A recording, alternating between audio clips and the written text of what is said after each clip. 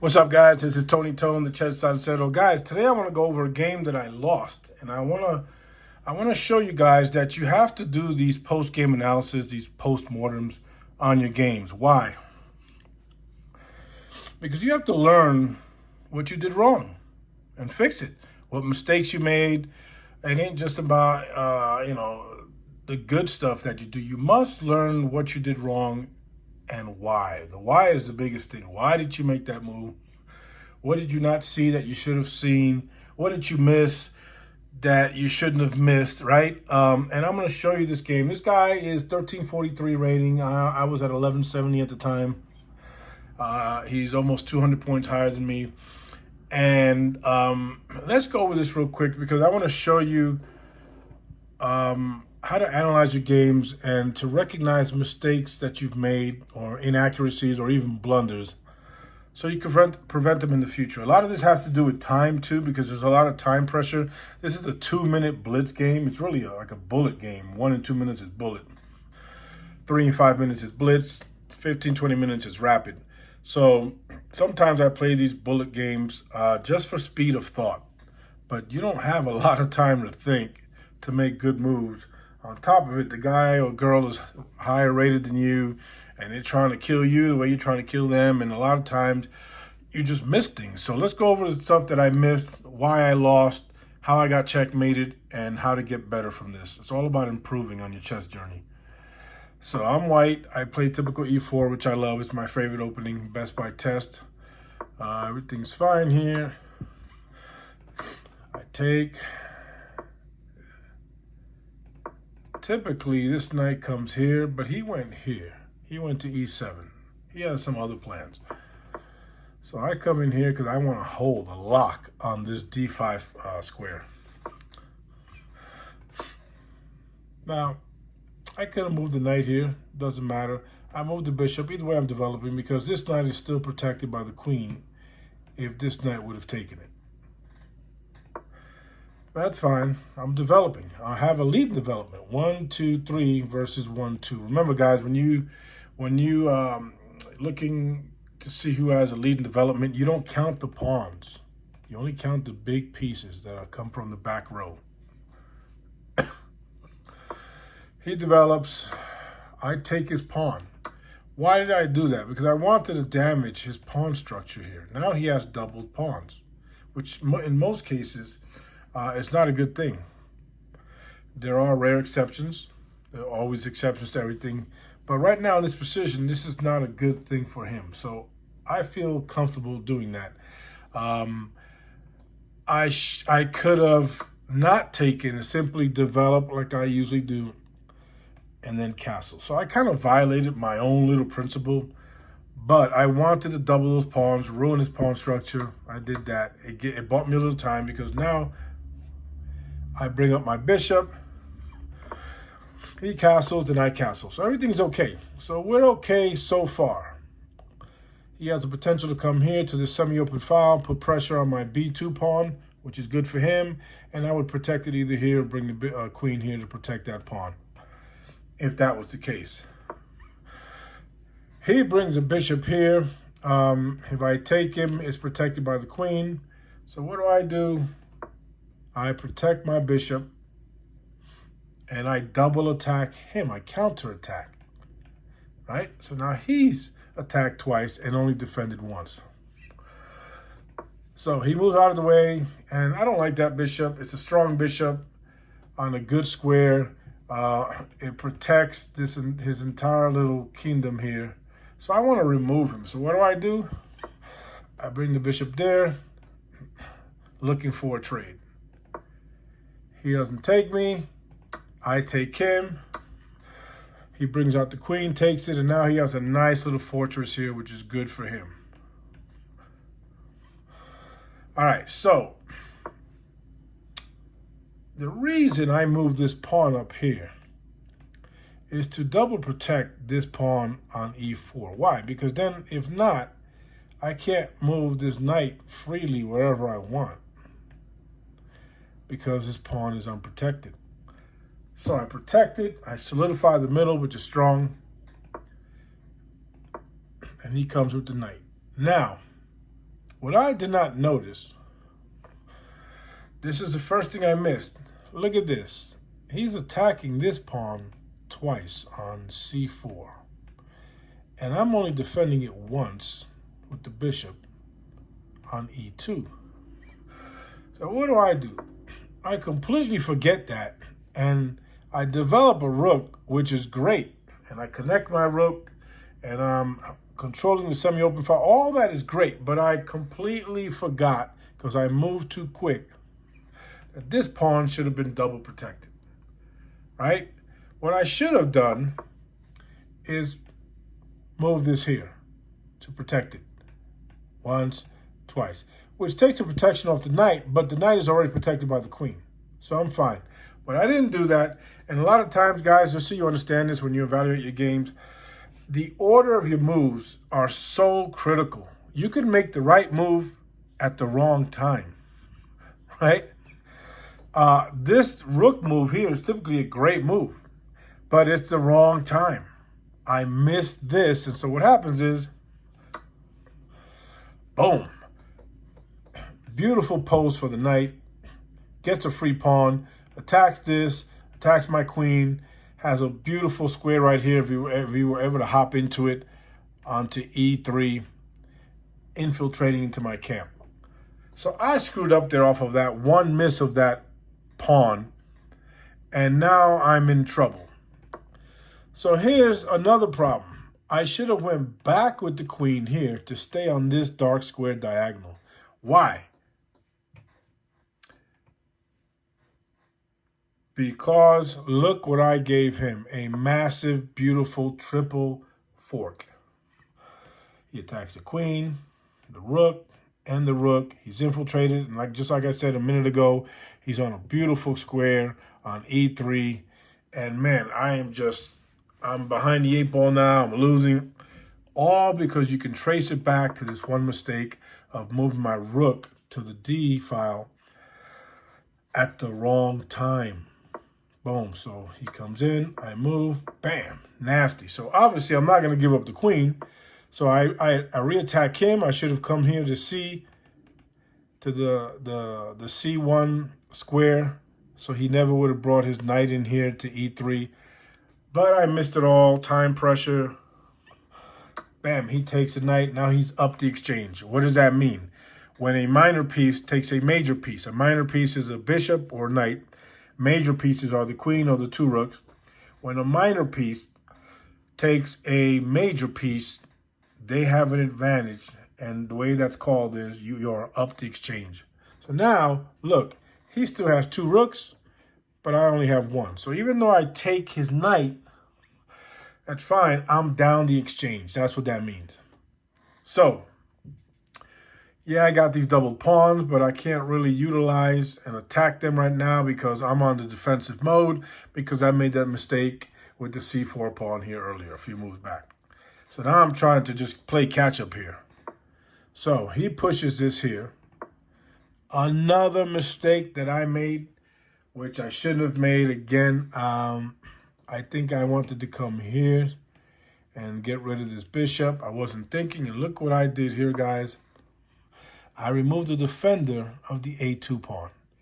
So when I did that, bam, he gets another free pawn. So I'm down material. I'm down 2 pawns. So look, 1, 2, 3, 4, 5. 1, 2, 3, 4, 5, 6, 7. So we're in the middle game still. The queens are on the board, but we're heading into an end game.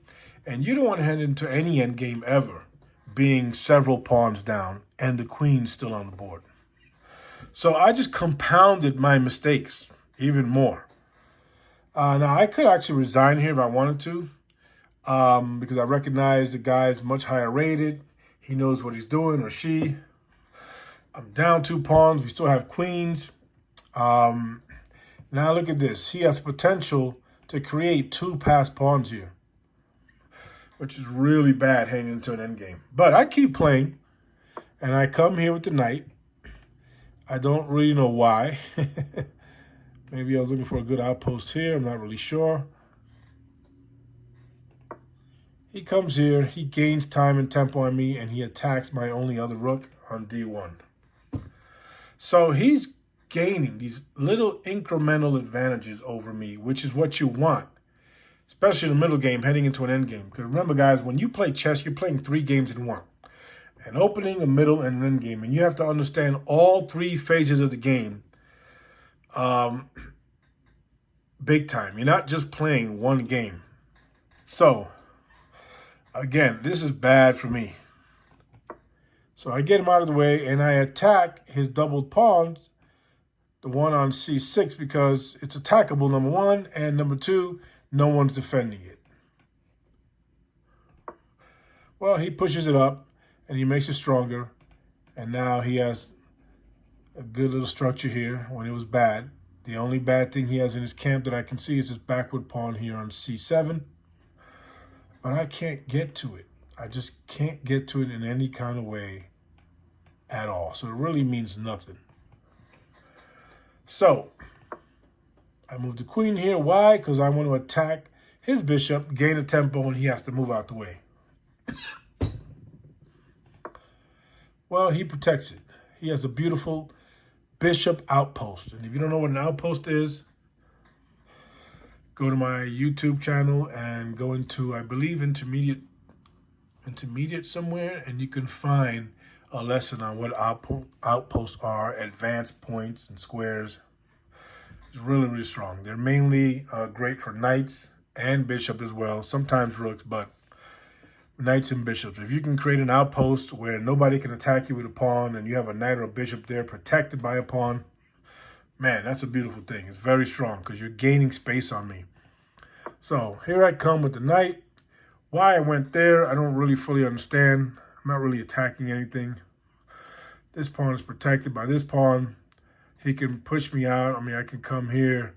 I would have to retreat and come back here. So, again, I'm just making these little inaccuracies which pile up advantages for my opponent.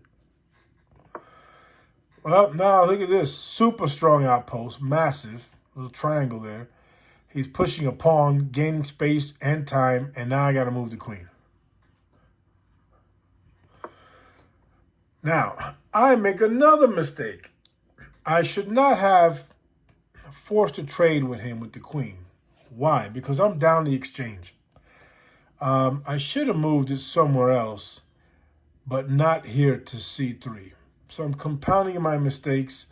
A lot of times that happens is a snowball effect. You have a mental breakdown because you're losing. He or she is gaining time, tempo, and advantages on you. Time's ticking, the pressure's on, and you just make moves, and it's too fast for your brain to think, and you make blunders, mistakes, inaccuracies. Well, he takes me as he should have taken me, and I take with the pawn. The reason I take with the pawn is because it blocks his pawn so he doesn't advance. The problem is now he has a beautiful backed up passed pawn right here on a4, excuse me, which eventually he's going to try to promote to get to a1. And I only have 1 rook. I don't have 2. So I could have resigned here as well. I could have resigned a few moves ago, but I kept going for whatever crazy reason. Again, he's pushing. He's squeezing me. So now the only thing I can do is defend that, block it. And what happens is when you defend and block something, you're stuck there like Chuck. So that means I cannot use my great rook to do anything else. I'm hemmed in. I'm pinned to the defense of this pawn, which he's going to keep pushing. There he goes. He pushes. Oops. So I come down with the knight to bring a knight closer to this area to see if I can get rid of this pawn. And I also double attack this pawn here on c4 with this knight and this bishop. So he pushes that. I take it. He takes. I take. So that's good for me right now. And I attack. Boom. I pick up a tempo. The d6 pawn with my knight. So he pushes. I take. He takes. So excuse me. I have to move. I move here. Looking back now, I should have probably come to e4. Why? Because in my brain, I'm thinking of the path of the knight to stop this pawn. In other words, if I go here, then I can go here, then I can go here. And if I have a knight on b4, it double attacks the pawn. A powerful pass pawn on a2. So I went to the wrong square. Again, probably because it was, pressure to speed. And I made another inaccuracy. I'm just compounding my mistakes, guys. Chess is a very humbling game. Now, he makes a great move. He brings this rook here, which controls the entire b file. If he brings it here to b1, I am completely screwed because he's attacking my king, checking me. I would have to move out, and then I would lose my rook. Another thing, I have to keep my knight here to protect the b1 square from his infiltration of the rook. Another thing is bad is if he brings his rook here to b2, 7th rank control, which is a very, very powerful thing in chess as far as spatial advantage. So I'm in deep doo-doo here. I should have resigned already. I don't know why I kept going. I just never play, guys, wishing that your opponent makes a mistake. Never, ever, ever do that. Always expect them to make a good move, the right move, because if you think wishful thinking, hoping to make mistakes, you're going to create a bad habit and you're going to lose so many games because, in many instances, they don't make the wrong move. And then you're just hoping and wishing versus doing a logical analysis as to what to do in a given position. So he does exactly what I just said. I would have done this. He attacks my knight. I'm screwed. I have to move the knight. I can't protect it with the king because he only moves one square at a time. If the king were here on f1, I could have moved it here or moved it here, but it's not. And then he would probably come over here and attack me. He has all these open files. He has a pass pawn. This is completely losing for me. I should have resigned out of respect for my opponent, who's giving me a good old-fashioned ass whooping here. And but I don't know why I just kept going. I moved the knight out, but look what happens. And now I resigned. See the little red flag there, or the white flag? Watch this. Bam, resign. That's it. I'm screwed.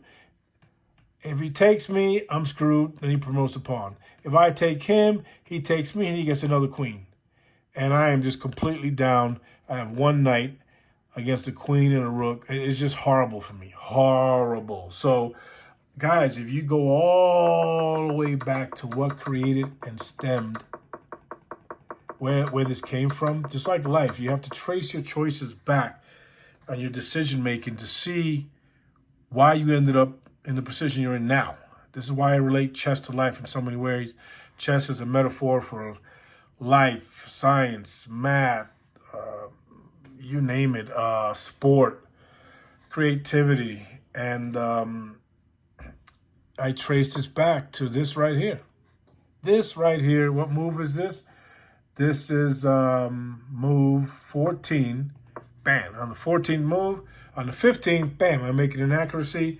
And right from here, this led to the complete downfall of me and the opening and infiltration of his pieces into my camp on the queen side over here. It's just a disaster off of this one inaccuracy. It's really amazing. Anyway, guys, so the lesson here, guys, is that you must learn from your losses. If you ever hear any entrepreneurs or business people or whoever in life, they'll always tell you, 100% of them, they've always learned more from their failures and losses than their gains, wins, or, positive things happening to them.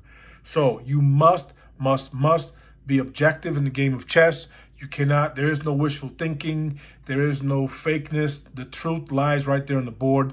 Chess is a very humbling game. And if you don't see it in that way, you're going to lose a lot of games. It's going to frustrate you. You're going to get emotional, which will cloud your thinking. You must remain objective. Look at your post-game analysis as rational, logical and analytical, and just find out where you went wrong and try not to make those mistakes again in the future. And if you make new mistakes, that's okay because they're new. But you don't want to repeat the same old mistakes you made in previous games, whether it was this year, last year, whenever, and you never learn from them, guys. So very, very important. Guys, I hope you learned something great from this. It's all about learning, all about growing, and trying to become better and learn and stay humble and learn from your mistakes. And don't hope and wish. This game is not about hope, wish, emotions. It's about logical, analytical, rational, reasoned thinking, working your way through a methodical chess game objectively to trying to gain advantages and beat your opponent. So, guys, I hope you like the content. Please subscribe. Click on the notification bell. I'm going to be doing more and more chess videos of all kinds on a weekly basis, hopefully. And that's it. So this is Tony Tone, the Chess Salcedo. I am out. Peace.